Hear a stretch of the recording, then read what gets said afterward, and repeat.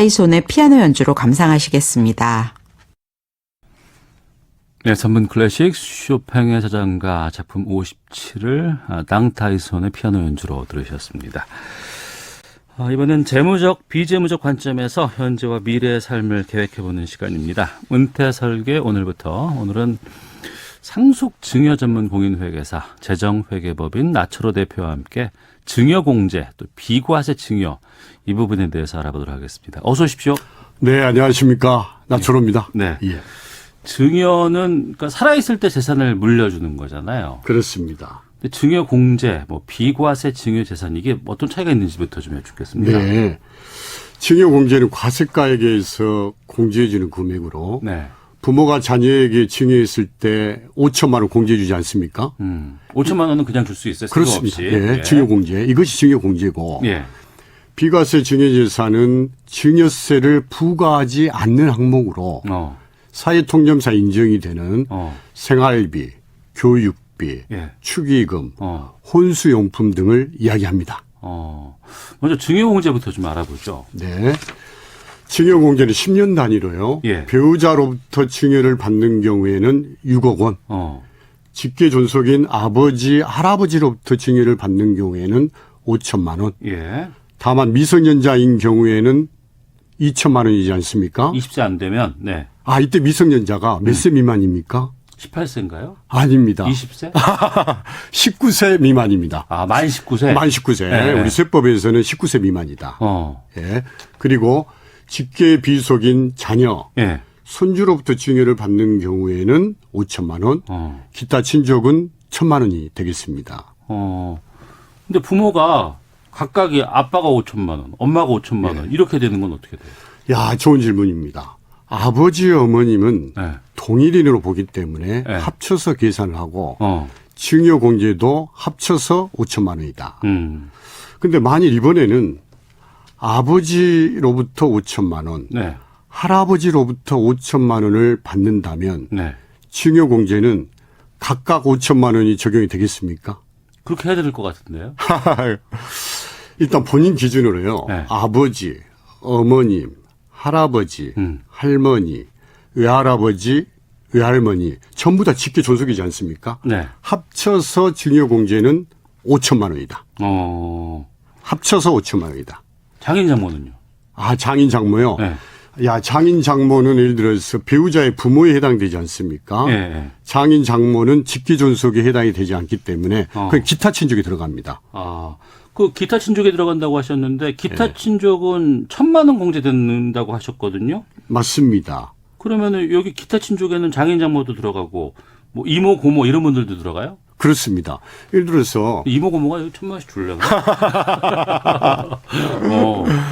우리가 이제 기타 친족의 정의가 네. 육촌인의 혈족, 그다음에 사촌인의 인척을 이야기하는데 네. 방금 말씀하셨던 네. 이모, 고모, 삼촌, 애숙모, 장인, 장모, 예. 시부모 전부 다 기타 친족에 해당이 되기 때문에 그럼 그 이분들 모두 다 통틀어서 1,000만 원까지만 그렇습니다. 증여 합쳐서 1,000만 원이다. 각각 네. 1,000만 원이 아니다.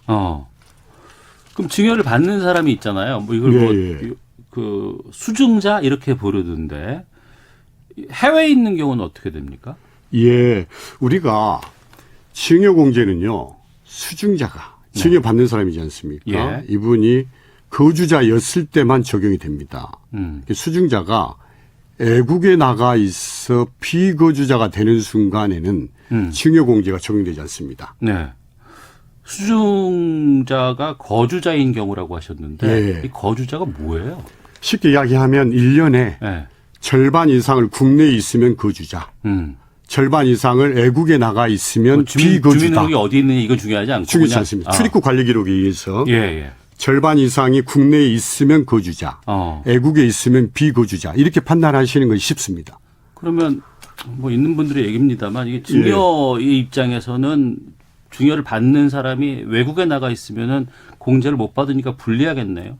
일반적으로 그렇습니다만은 유리한 점도 한 가지 있습니다. 나가는 게 유리한 것도 있어요. 예, 있습니다. 증여세는요. 증여자인 부모가 내야 합니까? 아니면 수증자인 자녀가 내야 됩니까? 부모가 내야 되지 않을까요? 아니죠. 증여세는 증여 이익을 본 자녀가 증여세를 내야 됩니다. 아, 이득을 보니까? 이득을 보니까. 예, 예. 증여를 받았으니까. 예, 예. 근데 이 증여세를. 대부분 다 부모가 낼 것 같은데, 자녀가. 그러면. 예. 자식이 내야 될 증여세를 부모가 대신 내주면. 그것도 증여가 되나요? 이 증여세에 대해서 한 번 더 증여세가 물리게 돼 있습니다. 그렇죠. 그렇게 받아야죠. 아, 예, 예. 예. 그 조심하셔야 되고. 단 자녀가 비거주자가 되는 순간. 네. 애국에 나가 있어 비거주자가 되는 순간에는 부모, 네. 증여자가 대신 세금을 내줄 수 있다. 그 보면 그 부모가 내가 재산이 이만큼이 있는데 이걸 예. 다 못 쓸 거고 예, 예. 그다음에 상속하고 처리하는 게 불편하니까 내가 있을 때도 줄게라고 예. 하면서도 그 세금은 물론 받은 사람이 혜택을 보기 때문에 이걸 예. 내야 되는 게 맞는데 예. 그렇지 않은 경우가 대부분일 것 같은데 거기에는 증여세가 추가로 붙는다는 거 아니에요? 예, 예, 그렇습니다. 예를 들어서 설명 좀 해주세요. 예, 예를 들어보면 10억 재산을 부모가 자녀에게 증여하는 경우에는 증여세가 약 2억 원이 발생이 됩니다. 아, 10억에 2억이에요. 2억 발생합니다. 예, 예. 근데 이 증여세를 부모가 대신 내주면 예. 증여세 2억에 대해서 한 번 더 증여세가 붙는다. 알겠습니다. 근데 앞서서 그 외국에 있을 경우에는 그 이득을 보는 경우가 이런 거예요? 어떤 거예요? 그러니까 예를 들어서 자녀가 네. 수중자가 비거주자인 경우에는 징여공제를 적용해 주지 않습니다. 뭐 네. 5천만 원 있지 않습니까? 안 해준 대신에 네. 세금을 부모가 대신 내줄 수 있다. 납세 의무가 네. 연대 납세 의무로 바뀌기 때문에 예. 그런 장점이 있습니다. 그래서 요즘에는 자녀가 애국에 나가 있는 경우에 증여를 해준 사례가 적지 않게 있습니다. 세금으로서 이득이 있기 때문에. 예, 부모가 대신 내줄 수 있기 때문에. 근데 그 장점이에요. 그게 장점이 맞아요. 이거 그 왠지 좀 편법성이 드러날 수도 있을 것 같다 생각이 듭니다. 편법이 아니라요. 예. 수중자인 자녀가 비거주자가 되는 순간 납세 의무가 수중자가 아니라 네. 증여자, 수중자 연대 납세 의무로 바뀌는 조항 때문에 그렇습니다. 이건 편법이 아니라 예. 절세입니다. 알겠습니다. 그러네요. 예. 예. 예. 그럼 이제 이거 받고 비과세 증여재산 여기로 좀 넘어가 보죠. 예, 예. 자, 비과세 증여재산은 증여세를 당초부터 부과하지 않는 항목입니다. 그러니까 돈을 주는 건데 예. 증여를 해주는 돈인데도 불구하고 이러이러한 것으로 쓰이는 것에는 과세를 안 한다는 거 아니에요? 그렇습니다. 예, 예. 어떤 게 있어요? 예를 들어 사회통념사 인정이 되는 생활비, 생활비, 예, 예. 교육비, 그다음에 축의금, 예, 그다음에 혼수용품 등은 예. 비과세 증여재산으로 현재 규정이 되어 있습니다. 아, 공감이 돼요. 뭐 교육비라든가 뭐 예. 축의금 같은 거는 부모가 이렇게 줄 수 있을 것 같고, 근데 생활비가 있잖아요. 네, 예. 이게 조금 줄 수도 있고 많이 줄 수도 있고 엄청나게 줄 수도 있는데 예, 예. 이걸 생활비라고 어떻게 인정을 받나요? 자, 그래서요. 네. 사회통념상 인정이 되는 생활비는 네. 일정한 주기에 일정한 금액을 주는 것이 아주 중요합니다. 예를 들어서 네. 1년치 생활비를 한꺼번에 주는 경우에는 증여로 볼 가능성이 있습니다. 네. 그리고 생활비는 매달 일정한 금액을 주셔야 되는데 한 번은 1,000만 원을 네. 다음 달에는 100만 원을 기분에 따라 들쭉날쭉 주면 생활비로 인정되기 어렵습니다. 비과세되는 생활비로 인정을 받으려면 예. 일정한 주기에 매달 일정한 금액을 주는 것이 아주 중요합니다. 근데 그러면 액수는 상관없어요? 막 뭐 5천만 원씩 달달이 줘도 상관없어요? 야, 우리가 사회통념상 인정이 되는 생활비가 정해진 규정은 없습니다. 하나, 네. 각자의 주거 환경, 생활비 소득 수준에 따라서 다를 수밖에 없습니다, 사실은. 예, 예. 그렇지 않습니까? 예. 매달 생활비를 100만 원 쓰는 집안도 있을 거고, 500만 원 쓰는 집안도 있을 거고, 네. 1,000만 원 쓰는 집안도 있을 수 있다. 그것은 각자의 부양가족, 주거 환경, 생활비 소득 수준에 따라서 다를 수밖에 없다. 네. 근데 여기서 중요한 것은 또 하나는 예. 생활비로 받은 금액을 전혀 사용하지 않고 저축을 하거나 주식을 투자하는 경우에는 증여로 보기 때문에 네. 주의하셔야 됩니다. 그러니까 생활비 가지고 생활비로 써야지 먹는 데 쓰거나 자는 데 쓰거나 입는 데 써야지 재테크를 한다거나 주식에 투자를 한다거나 이건 안 된다는 거잖아요. 그렇습니다. 예를 들어서 아버지가 어머니께 생활비를 매달 500만 원 주셨는데 예. 어머니가 이 500만 원 생활비를 일체 쓰지를 않고 저축을 한다든가 재테크를 하는 경우에는 네. 어머님에 대한 비과세가 아니라 징여로 보겠다.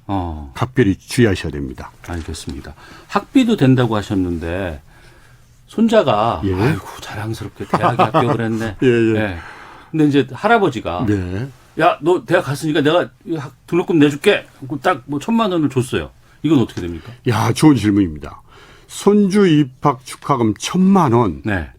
비과세냐 징여냐 답은 어디에 있겠습니까? 할아버지가 손주에게 준 입학 축하금 1,000만 원이 예. 비과세냐 아니면 징여냐 예. 답은 어디에 있겠습니까? 어디에 있어요? 자, 답은 예. 바로 자식의 소득 능력이 있습니다. 아빠? 아빠. 그렇죠. 아빠가 소득 능력이 없을 때 예. 할아버지가 손주에게 주는 것은 비과세고 아빠가 알겠다. 예. 그렇죠. 아빠가 소득력이 있음에도 불구하고 할아버지가 건너뛰어서 손주에게 주는 그건 것은 학자금 아니고 그건 증여인 거잖아요. 징여로 봅니다. 그거 조심하셔야 됩니다. 아, 그래요? 예. 알겠습니다. 축의금은요? 자, 결혼식 축의금은요. 네. 일반적으로 혼주것으로 봅니다. 그러나 신랑 신부 본인 지인으로부터 받은 축의금이 입증이 되면 네. 신랑 신부 것으로 인정을 하는데요. 네. 요즘 모바일 청첩장을 보면 신랑 신부 계좌번호도 표시가 되어 있어서 통장 거래 내역을 확인을 하면 네. 쉽게 입증이 가능하리라 보여집니다. 청취자 질문이 와서 그렇습니까? 이거 좀 여쭤볼게요. 예, 예. 관심들이 많으신가 봐요. 4285님께서 예. 증여세는 자녀에게 증여할 때 네. 나라의 공시 가격으로 하나요? 이런 질문 주셨어요. 야, 그건 재산가의 평가의 원칙인데요. 뭔 말이에요? 그게. 이게 이제 상속증여를 부동산을 받았을 때 가액평가를 어떻게 하느냐. 예, 원칙은 예. 시가입니다. 예, 예. 시가인데. 원칙은 시가다. 시가다. 근데요. 예. 근데 시가를 객관적으로 확인하기 어려운 물건의 경우에는 단독주택이라든가 이런 단독주택, 나대지 토지의 경우에는 예. 기준시가 평가가 가능하다. 거. 예. 단 최근에 고가의 비주거용 부동산의 경우에는 네. 차이가 많이 나기 때문에 감정가의 적용을 현재 권장을 하고 있습니다. 국세청에서. 예. 알겠습니다.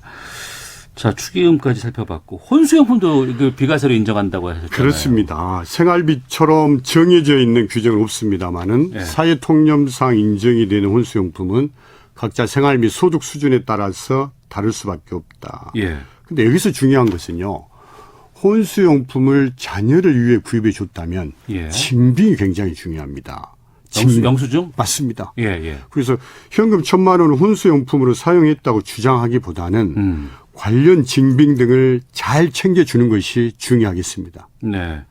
궁금한 게요. 뭐 혼수용품 종류에 예. 뭐까지 들어갈까 궁금하거든요. 예. 이를테면 값비싼 외제차를 혼수용품으로 줄 수도 있을 수도 있거든요. 예. 그럼 이런 건 어떻게 됩니까? 야, 그래서 이게 절대적인 기준이 사실 없습니다. 그래서 값비싼 외제차가 사회통념상 인정이 되기에는 어렵지 않겠습니까? 어렵죠. 안 예. 되죠. 그건 용납 못해요. 그것은 예. 증여로 봅니다. 그건 증여로. 증여다. 국산차는? 국산차도 이제 그 어떤 그 가격대나 예. 신혼부부 결혼을 앞둔 자녀들에게 혼수용품을 구입해 주는 거기 때문에 네. 사회통념상 정서상 인정이 되는 것들만 비과세로 인정을 한다. 네. 근데 사회 통념상 이런 부분들, 예. 뭐 그리고 이제 생활비는 각자의 능력에 따라서 다르다. 네, 예. 이런 부분들이 다 이해는 되지만 이게 투명하게 잘 될까라는 궁금증도 들거든요. 예. 괜찮습니까? 그래서 사실은 보는 관점에 따라서 통념상 인정이 되는 금액을 어디까지 볼 것이냐가 늘 쟁점이 되고 있습니다. 네. 그래서요. 생활비는 일정한 주기에 일정한 금액을 주는 게 중요하고요. 혼수용품은 현금 1,000만 원을 혼수용품을 사용했다 주장하기보다는 네. 자녀를 위해서 어떠한 물건을 사줬다라는 카드 전표나 금융거래 내역을 챙기는 것이 아주 중요하겠습니다. 그러니까 증여공제는 과세가액에서 공제해 주는 금액이고 또 이제 비과세 되는 건 앞서 말씀해 주셨던 뭐 생활비, 교육비, 축의금, 혼수용품 여기에는 이제 비과세가 되지만 이런 거는 다 일정한 주기 일정한 금액인가 사회 통념상에 반영된다는 거 정확히 맞습니다. 예. 이렇게 정리를 하겠습니다. 예. 예. 자, 은퇴설계 오늘부터 상속증여 절세 전략에 대해서 알아봤습니다. 나초로 회계사와 함께했습니다. 고맙습니다. 네, 감사합니다. 예. KBS 라디오 매직 위크엔드 일요일 순서 마치도록 하겠습니다. 아나운서 오태훈이었습니다. 고맙습니다.